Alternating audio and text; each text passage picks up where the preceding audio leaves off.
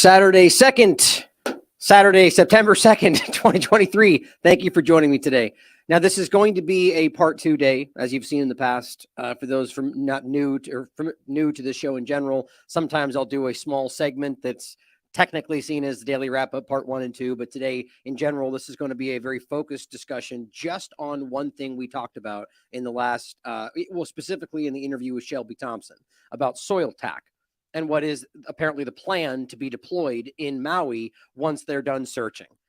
And I just want us to go over this again because I found my brother actually sent me some really interesting things. I found some things that really opened up some new doors here in regard to the overlap with nanotechnology, Department of Defense. And, and that's in addition to what we talked about before, which as far as I'm concerned, I don't think this is even remotely something that's considered safe to be used in this context.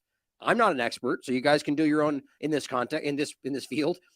Or, I mean, you can argue anything really, but the point is you guys can do your own research in this and come to your own conclusions about whether you think what this, using the material safety data sheet, the previous work, where it was originally used and tested in the military, overseas, and wonder why this is being used on a local civilian area that already went through such devastation. If the argument is just to keep chemicals, which I guess we haven't even verified are technically there yet, from getting out and spreading. It seems like I don't want to be hyperbolic about this because there's too much of that going on in this conversation, but I thought it was important to focus in on just what this is and what we can prove. And I do think the things that we added to the story today are a little bit disconcerting. But for the secondary point is I will be doing another show today, a much longer show after this in regard to a lot of different topics. So just stay tuned for that, or not stay tuned, but circle back to the platform after about an hour when I'm done with this, and we'll be doing that show. But let's get right into this main topic. This started with an interview I did with a follow-up interview, actually, I did with Shelby Thompson, entitled "Locals Convinced Maui Fires Not Accident as Evidence." Oh, actually, excuse me. This was the first one. "As evidence suggests foul play." And then I followed up with her with this interview, "Ongoing cover-up in Maui fires with thousands of children missing." Now, I'm actually going to go over some of these points in the show today, not this focus, but the secondary show after this, because I did find some more information around the children and other things, but today's just going to be focused on Soiltac and what that really is and why that seems to be concerning. Don't miss the image we used for this that I didn't even comment on, of Biden and the governor, or is it the mayor, just walking, gallivanting through the middle of the area, even though people are not allowed to go to their own homes because it's apparently dangerous. Just on a Sunday stroll, it's something very wrong with all this. And that could just very well be a cover up of their corruption and malfeasance and nothing more. But I do feel like there's more to this story. But we went over this in this interview, a bunch of different things. One was the children missing, which I still think is an important part of this that few are touching on, or when we talked about it. Now it's becoming a bigger story, thank God. But the Soiltac issue, as well as a couple of other really important things. Make sure you check this out. Shelby's doing some great work there. But I wanted to reiterate what we read on this article first to start this off yet again for those that might have not seen the interview. So this is from ABC News, August 19th. "Material to be applied in Maui burn zone to stop contamination runoff." So the argument is this is about, they do in some conversational points here discuss as if like the wind's blowing, it might blow things in the air, which would argue it's not just about runoff, but what might be blown into the mainland or the center of the island. But runoff is the main focus here. So what they're telling you is that the things that arguably have not even been truly verified, because what they're pointing at is, asbestos and lead from the homes and other things we're not sure about. Well, if we're still looking for people that have died in this disaster, I find it hard to believe that we're able to definitively tell when we're still being lied to about East Palestine, by the way, which I'll talk about later today. They still don't even know what's going on. Somehow we're managing to get immediate results, which I'm telling you aren't actually what this is about. The hypothetical concern about what might be there. That's what I believe based on all the evidence I can see. And that means that they're using something that I can show you I don't think is actually even remotely safe to use in this context, for the idea that it might be there. And even more so that the idea is that it's running into the water. And I'm going to show you that does not seem to be what this is meant to be used for. Now, it says the biodegradable, non-toxic material, which is how this is framed. Except I don't agree with either of those things based on the information within their own data sheets.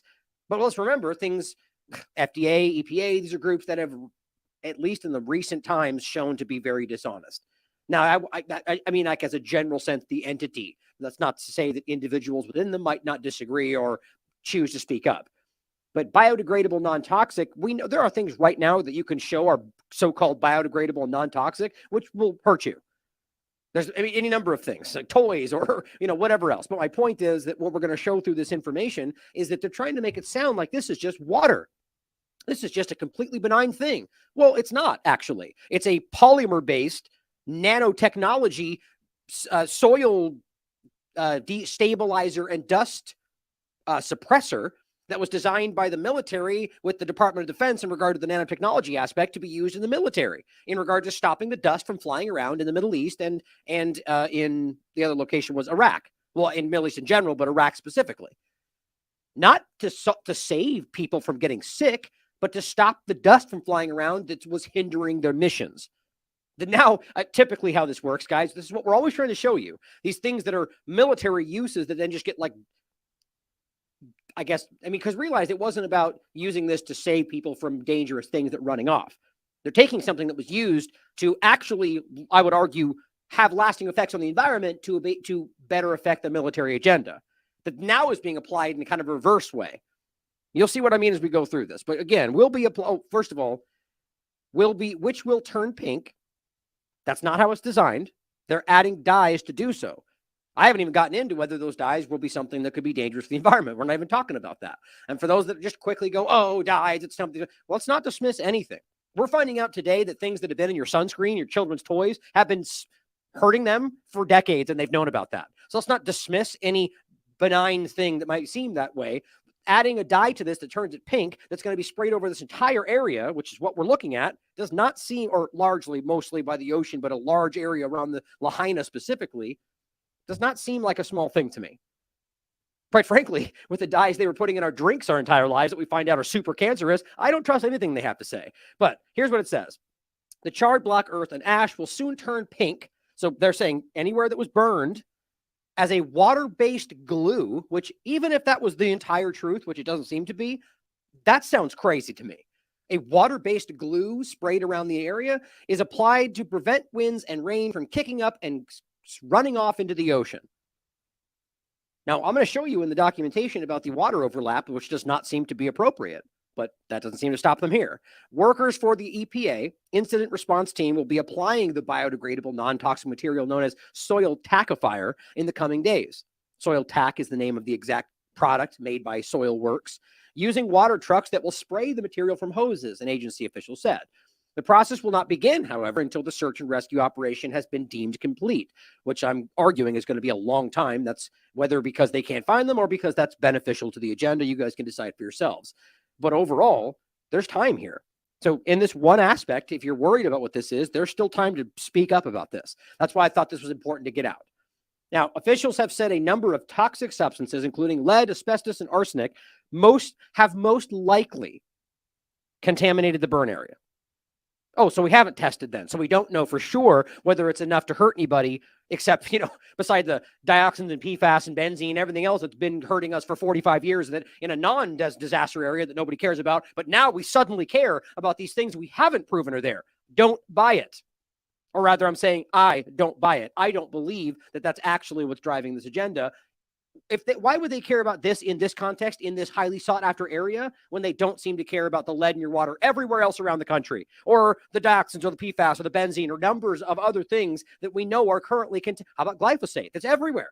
I can prove to you that that's hurting you. I can prove to you it's affecting your hormonal makeup through endocrine disrupting chemicals. But no, nobody cares about that. But let's spray things over this area because of a hypothetical. I don't buy it, guys. Have most likely contaminated the burn area after the fire moved through. So they don't know. Burning at extremely high temperatures.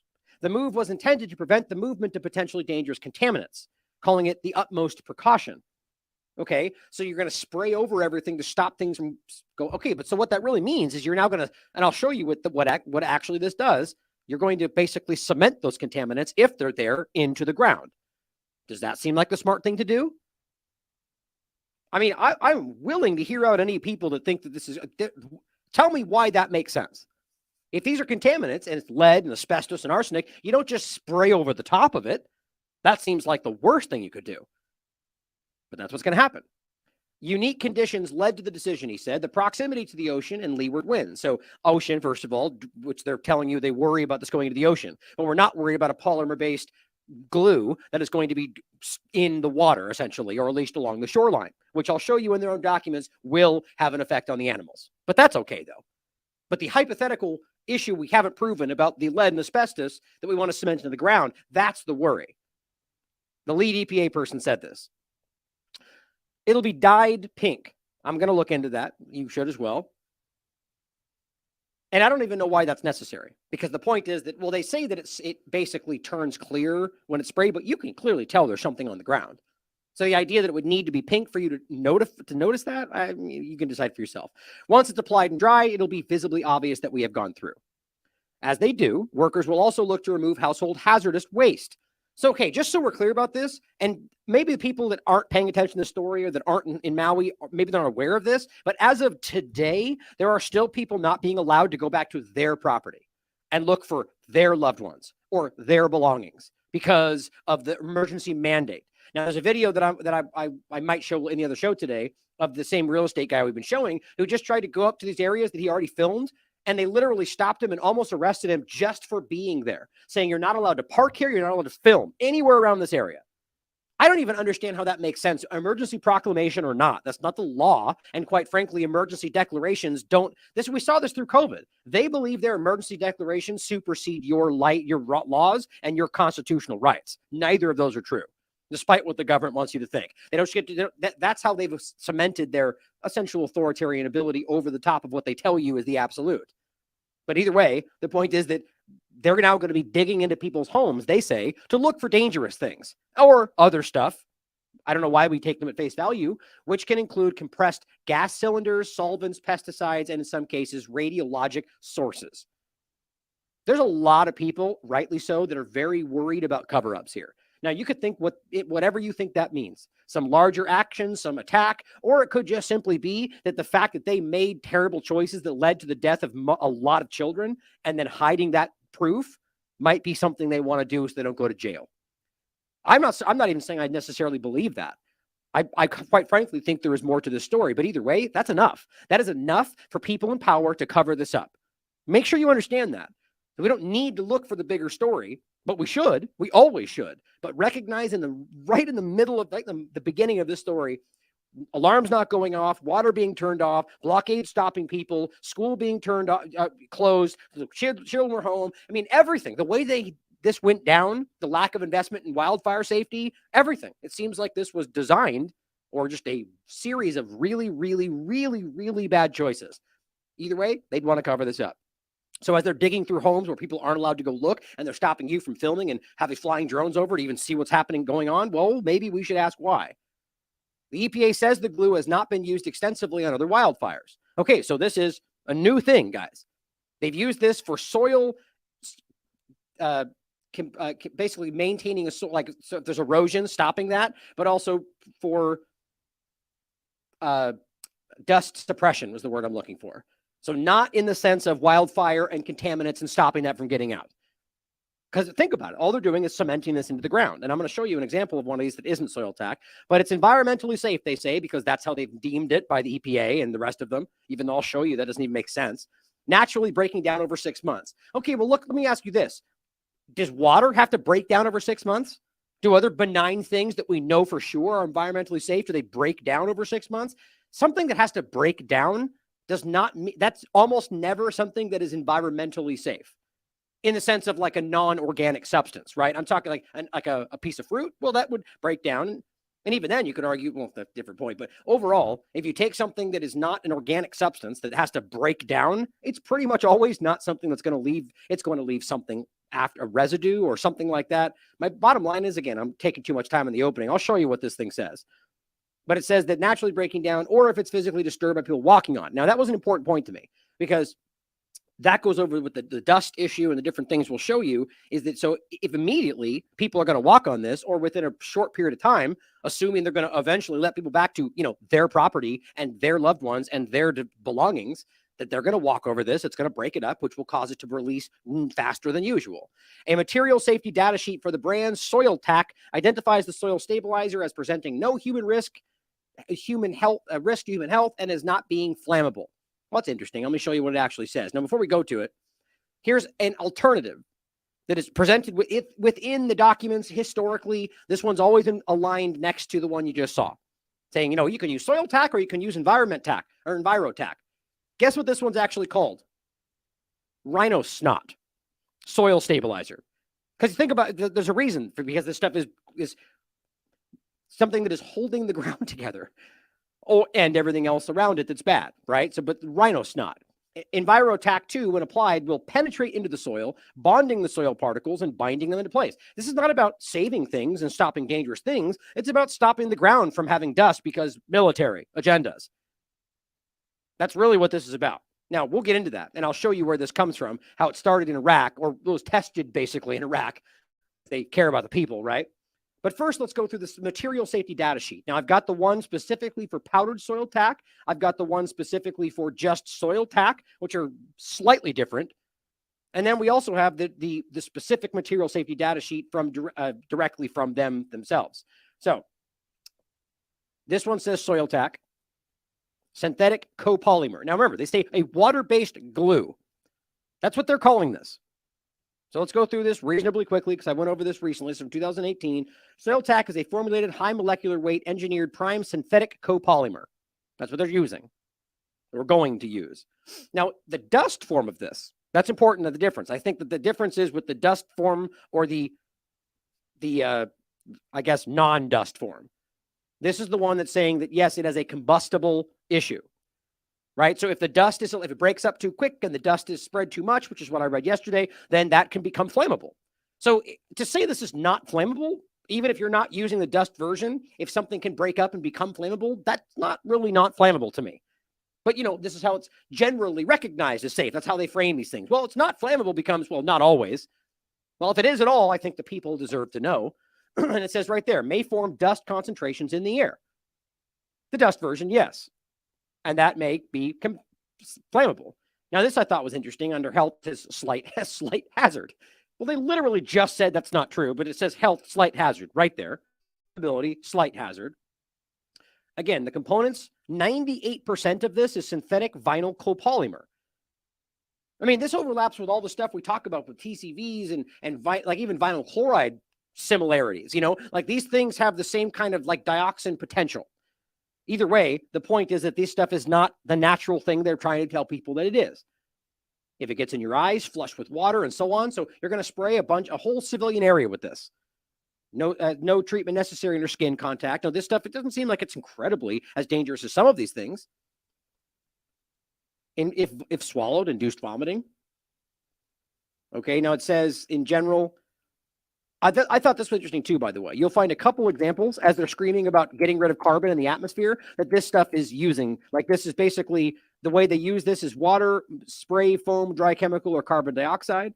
You'll find in this specifically, it's got two different examples of things that are, where was this? Oh, so these are the none detected. Hold on, where was the other thing? Well, I think that was the main part of it in some of the documentations. So there's things that can be used in this that would basically add more carbon to the environment, which I don't think they ever care about unless it's controlling your life, quite frankly.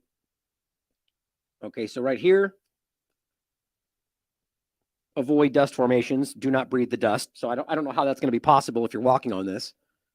Cover all spilled material in accordance with regulations. Local authorities should be advised if significant spillages cannot be contained. That doesn't sound like it's a safe substance to me. Increased risk of slipping if substance comes in contact with water. Oh, great. Let's spray it along the shoreline. So you're gonna do so if it's increased risk of slipping, that means this is something that when in contact with water essentially doesn't maintain its stability. How do you explain that?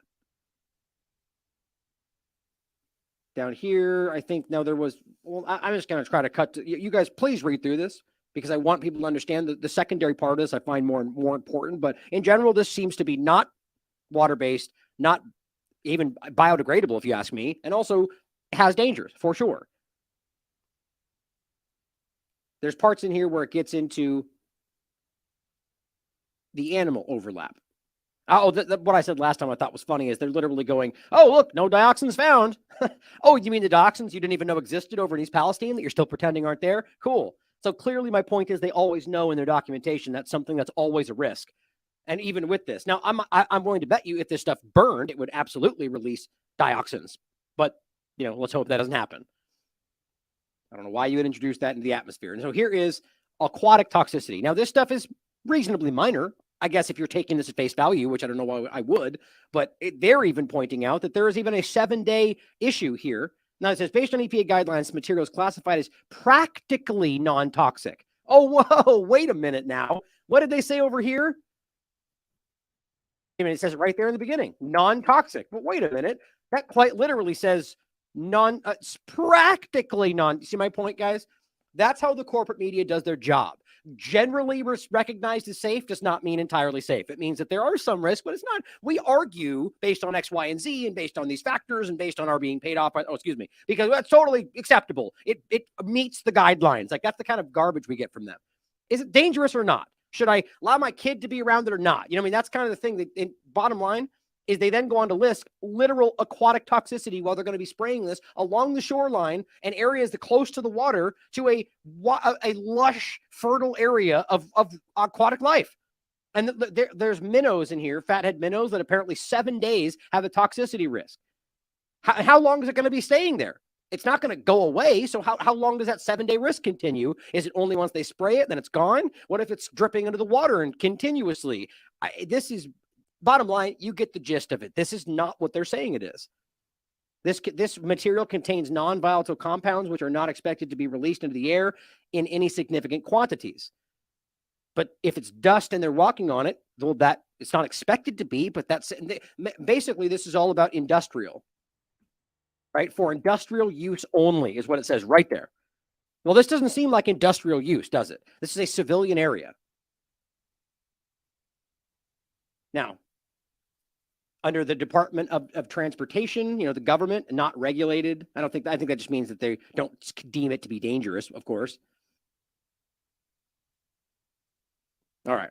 So, and if you read just their breakdown, not dangerous, not a problem. Okay, so now the next one. Now, you guys, it's basically the same information. You can read through this and find the same stuff, non-flammable. Let me just look for this one, actually. Well, that's first of all, so you can see. Okay, so here's the difference here. Okay, so they might be arguing this is the version they're using, and maybe they are, but you can't say it's a water-based, biodegradable, non-toxic problem when 55% of it is synthetic vinyl copolymer. That's the different percentages based on, I guess, the powdered versus the ready-to-go version.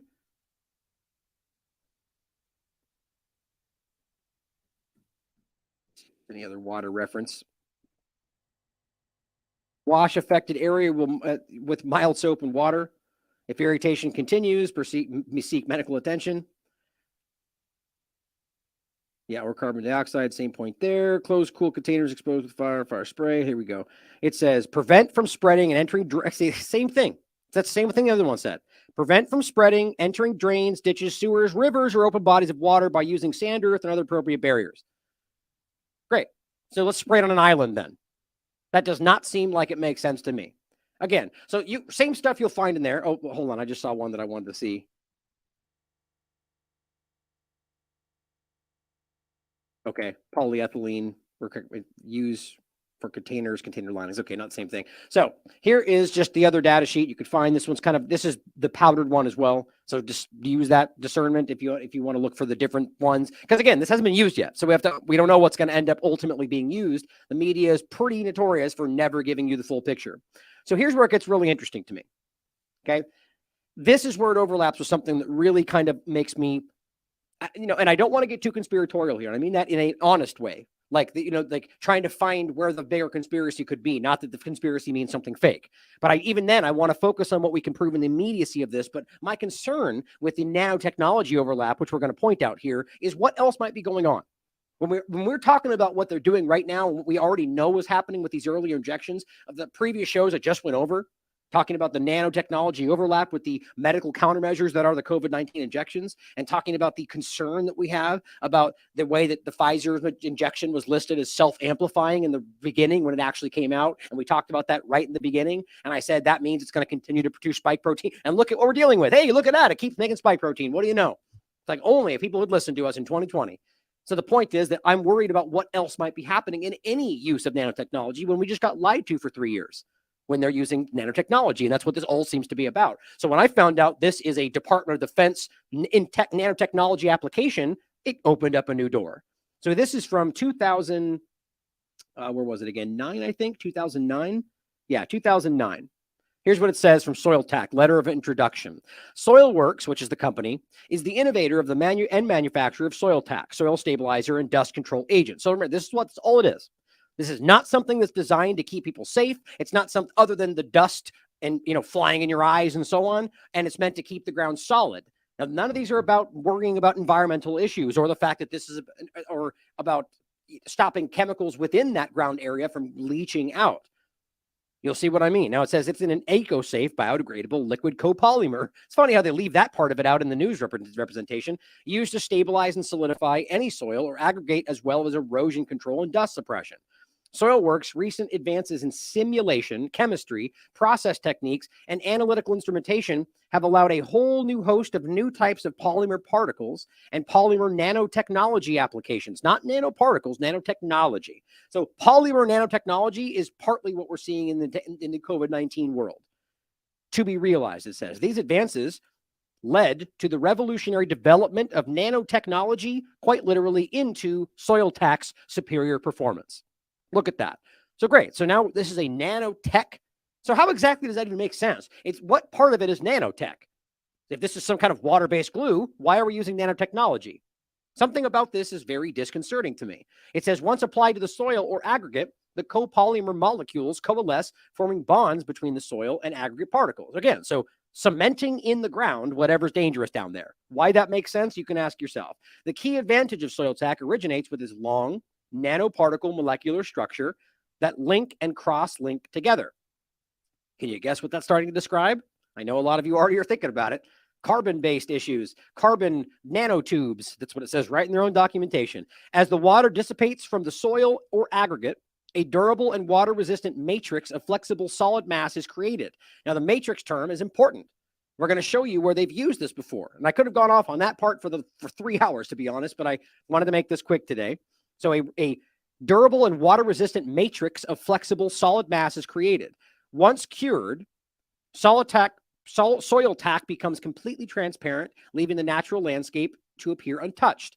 Transparent does not necessarily mean you can't tell there's a sleek, crystal cover over everything, right? You would see that it wouldn't just look like the ground. It would have that. This is a glue, essentially, if you want to think of it like that, a polymer-based cement, that holds it in place.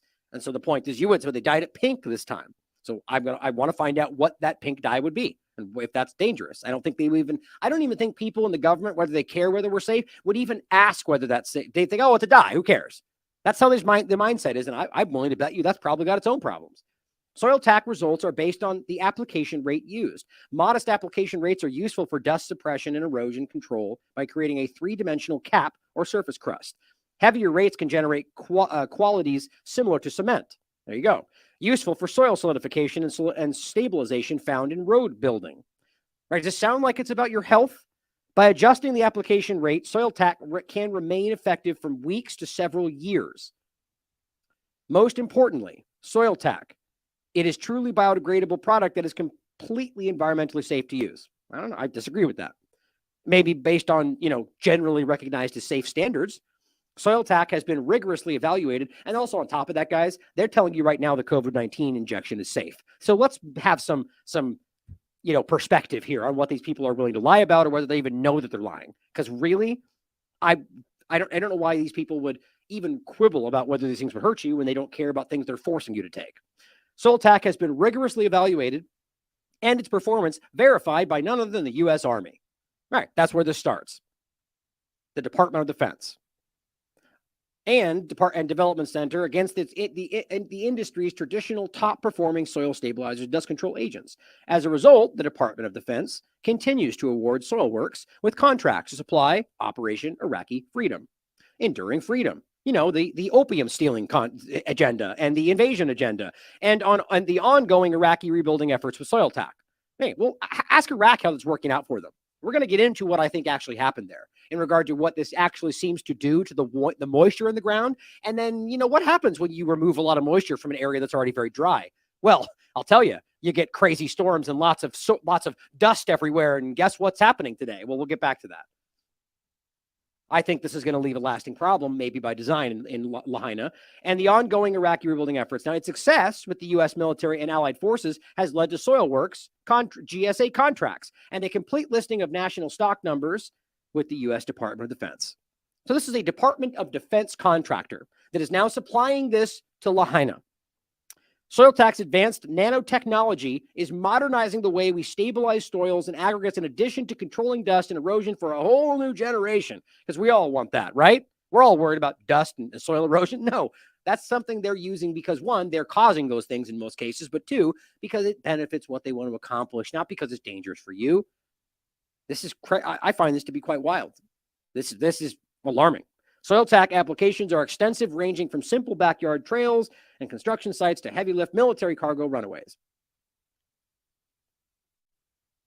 So just a quick overlap to what this might. Now, I'm not saying these things are connected. They could be, right? We're talking about specifically polymer matrix, nanotechnology. This is a study from, 2010 on Elsevier, Science Direct. It's entitled Biodegradable Polymer Matrix Nanocomposites for Tissue Engineering. Well, just to be clear, we're talking about the polymer matrix nanocomposites nanotechnology, but in a different application. So just ask whether, one, something else might be going on with what this is used to do, and two, maybe this is a next step, maybe this is just, or maybe they're not connected at all. Either way, recognize what the technology is being used for. Here's what it says. Nanocomposites have emerged in the last 2 decades as an efficient strategy to upgrade the structural and functional properties of synthetic polymers.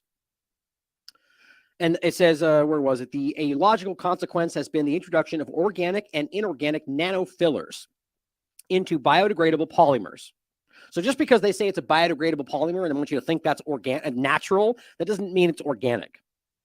To produce nanocomposites based on hydroxyapatite, metal nanoparticles, and carbon nanostructures. That's the nanotubes, that's the self-assembling nanostructures. All of that's listed in this very study, which, by the way, is listed and talked about in the conversation of what Soiltac is as well, in order to prepare new biomaterials with enhanced properties. Consequently, biomaterials, Biden's executive order on the bioeconomy, right? Everything's going in this direction, whether we want it or not. Consequently, the improvement of interfacial adhesion between the polymer and the nanostructures has become the key technique in the nanocomposite process. So what I wanted to show you, right here, it says the combination of bioresorbable polymers and nanostructures open new perspectives in the self-assembly and nanomaterials for biological applications with tunable mechanical, thermal, and electrical properties.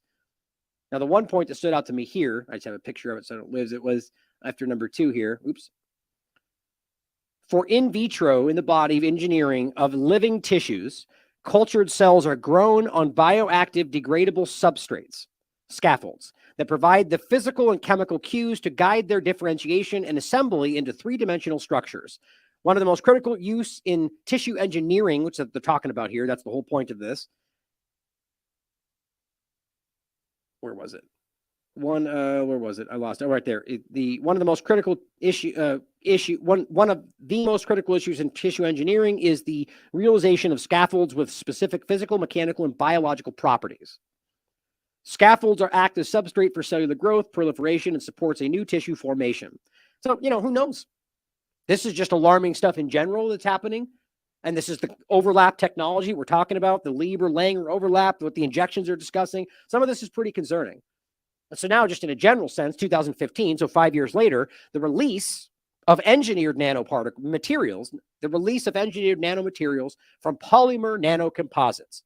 Okay, so they're spraying polymer nanocomposites, nanotechnology, but not saying they're connected. But all I'm pointing out is the potential for things that might be overlap that we don't know about.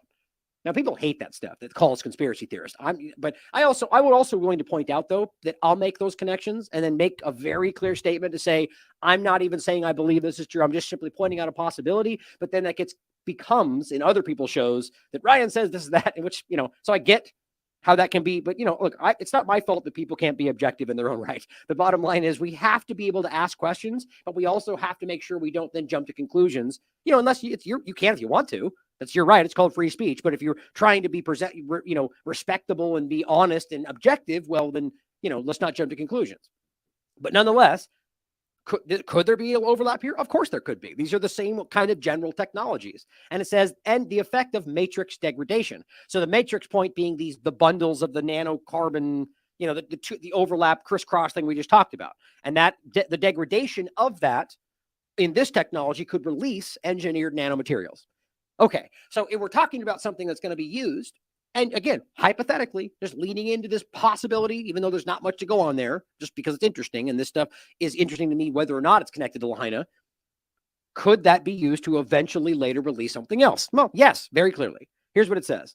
Polymer nanocomposites, polymer-based materials that incorporate filler elements, like we just saw in their breakdown, possessing at least one dimension in the nanometer range, are increasingly being developed for commercial applications, which you could argue that's what that is, ranging from building infrastructure to food packaging to biomedical devices and implants. So look at the broad stretch there, right? So you can see how this can be applied in however they want it to be. It could be in your damn children's toys for all we know.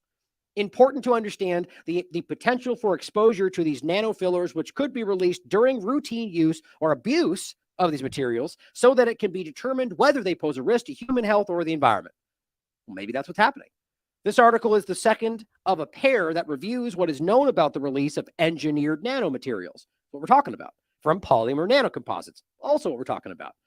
The release of engineered nanomaterials via passive diffusion, desorption, and dissolution into external liquid media, maybe like the ocean, and the release of engineered nanomaterials assisted by matrix degradation.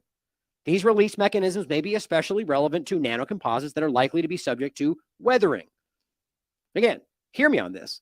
There's an overlap, but there's nothing I see that connects these two things other than the fact that we're talking about nanomaterials and polymer composites. But ask the questions, because before we finish with the part about the military overlap here, realize that the stuff we've been talking about, guys, is not conspiracy theory. It's not fake news.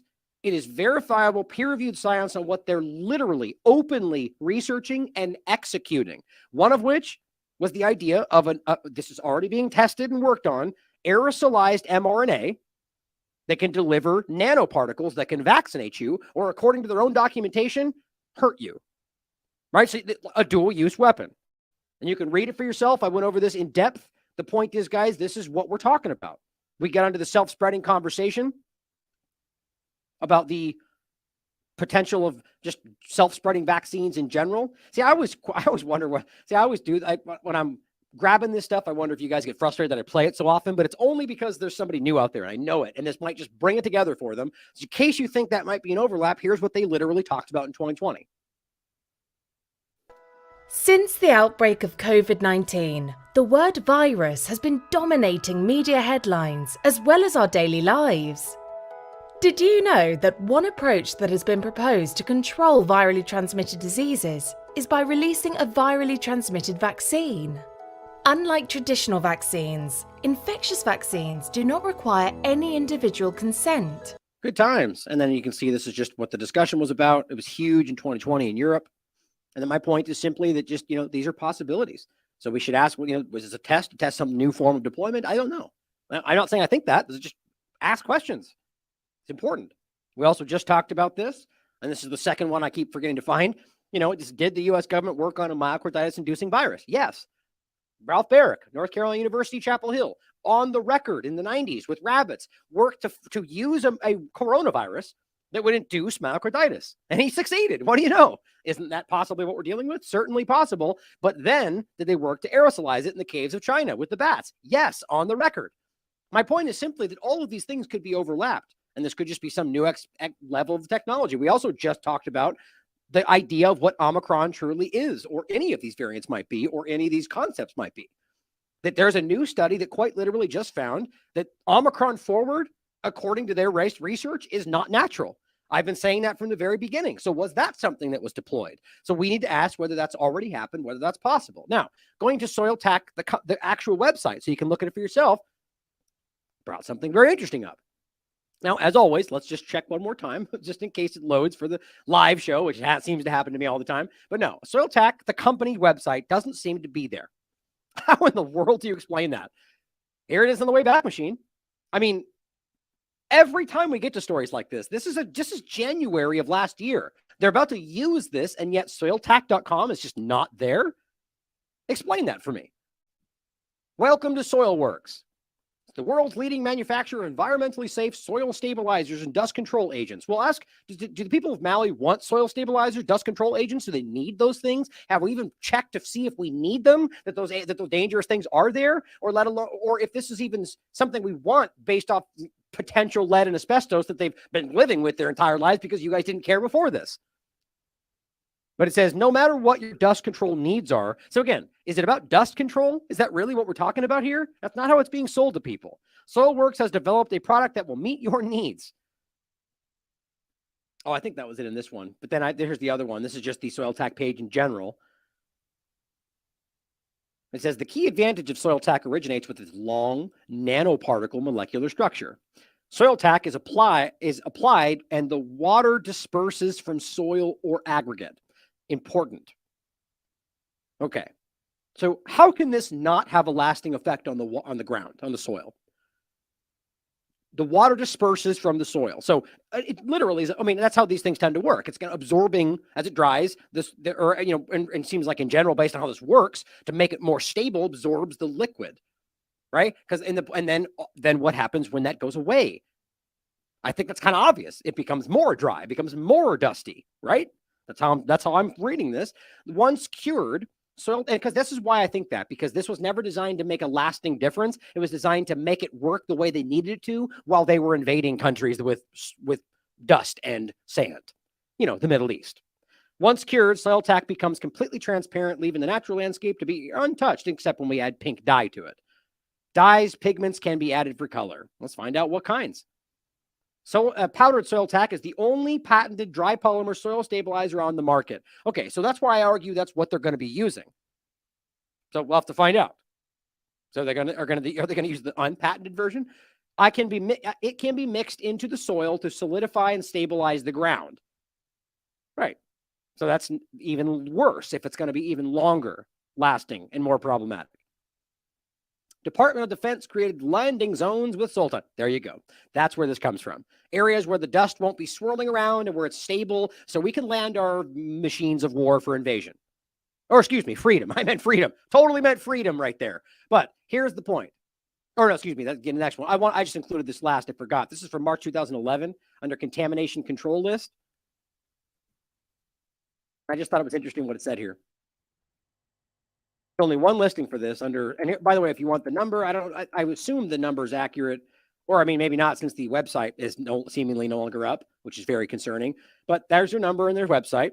Here's what it says. Again, water-based natural, no, it says polymer emulsion similar to soil cement, excuse me.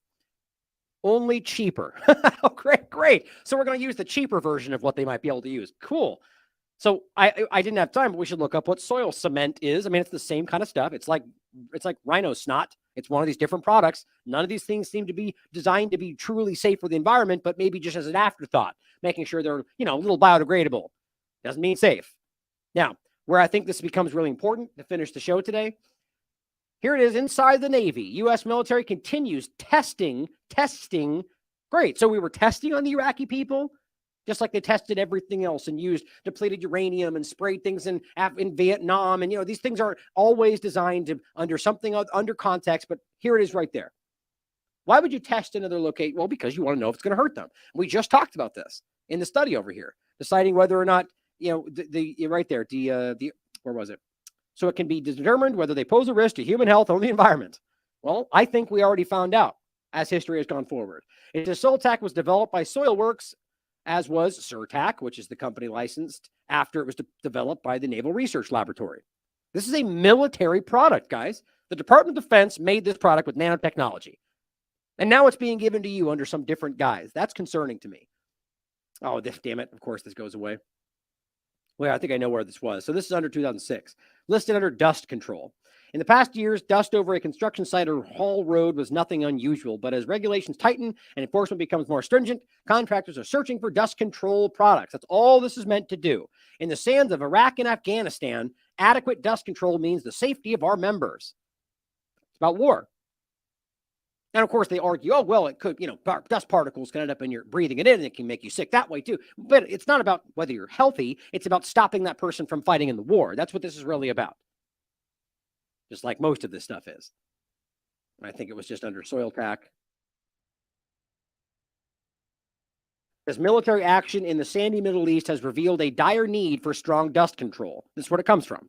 The fine sands of Iraq and Afghanistan can cause brownouts and possibly catastrophic crashes. That's all it is, including engines and helicopter blades. 2 companies have received government contracts. Soilworks. Oh, I think the Soilworks there. Then there's maybe another one down here. In any case, the point is Soilworks is a government contracted group that designed this based on the military. Many dust suppressants are created from byproducts of other industries. Typical, right? Sort of how like the fluoride in your water was because of a byproduct of something else. They just said, hey, let's find a use for this. And that turned out to go in your body too. These products can have low concentrations of active ingredients, leading to inconsistent performance. Some dust control products sold to the military have had bacterial contamination, giving a rotten egg smell. So keep a lookout for that. And guys, if it ends up being used, hopefully not. Others are contaminated with products they left behind. Soiltac has been formulated from the ground up to be a consistent, clean product, classified as a vinyl acutate copolymer emulsion. So the further you go back, the more clear this becomes that it's not what they're telling you it is. The chemical is a concentrated liquid that is diluted with water on site. Oh, so it's water-based. See how that works out? Once cured, it has a long-lasting power even under strong UV exposure, high temperatures, and alkaline soils. That does not sound healthy for the environment. During testing at the U.S. Army Corps of Engineers, Soiltac was proven pure and effective. Was that safe and effective? No, pure and effective. Got it. For price and performance, it was contracted by the General Services Administration for use in Iraq and Afghanistan, as well as for military bases in the United States. In the environment of the Middle East, Soiltac is mixed with water, 2-to-1 ratio, and applied. And it says after a few hours cure time, the sand surface is solid enough to handle even the largest Sea Stallion helicopter. Great. So let's ask Maui if that's what they want. Well, my point is the same. If what we know is that this creates a situation where the water is leached out, now guess what's happening today? And it's not just today, by the way, but this has been a building problem. Iraq dust storms leave 5,000 people needing treatment. Well, what changed, guys? Iraq and the deserts have been there forever, literally. Middle East, worst hit by rise in sand and dust storms, 2016. And of course, World Economic Forum, guess what? Climate change. Sandstorms are sweeping across the Middle East. What's happening? Of course, they say climate change. Well, here it says the Middle East worsening dust storms are making it harder to deploy solar energy. 2022. Here's what it says. The presence of water or mere moisture acts as glue in the soils, keeping soil particles together. However, when the soil is dry, due to heat waves and prolonged droughts, the particles lose their water content and become dispersed. Bottom line, not hard to understand. The drier it gets, the worse it gets. Under such conditions, if air movements or winds are strong enough, they can move the dispersed soil particles and distribute them into the atmosphere. Okay, so that's bad enough in an area that's desert. Then, of course, you have a group that comes in that doesn't care about what the people are dealing with and dumps this dangerous thing all over the ground that makes it solid while they're there, and then they leave. And that goes away and removes more moisture. And then we deal with decades-long storms that we've never seen before. The bottom line for me is, guys, they just told us they've never done this before with wildfires. They've never, as far as I can tell, done this in an entire civilian area, other than overseas with people they don't seem to care about. But guess what? They don't care about you either. So all I want people to see is that this stuff does not seem safe. It does not seem natural. And it does not seem that we even fully understand what this can do or what it's made with. But the bottom line is that this is not something that I don't think they know what this will do in the long term. And then I guess the real bottom line is, what do people in Maui actually want? Don't they have a right to say what they want with their own property? Well, no, the real picture we're beginning to see in everyone's lives is that the government, when they say so, can just be like, you don't have any rights anymore, even though that's not possible. All they're really doing is saying we're choosing to violate your rights, to not acknowledge your rights because we're tyrannical, because X, Y, and Z. That's all it is. So make sure you research this. Make sure you spread this around. Make sure you let people of Maui know that this is something they're planning on doing that I don't think they should do. I mean, look, if you think that the asbestos and lead are a problem, let's get some tests that prove that's a problem.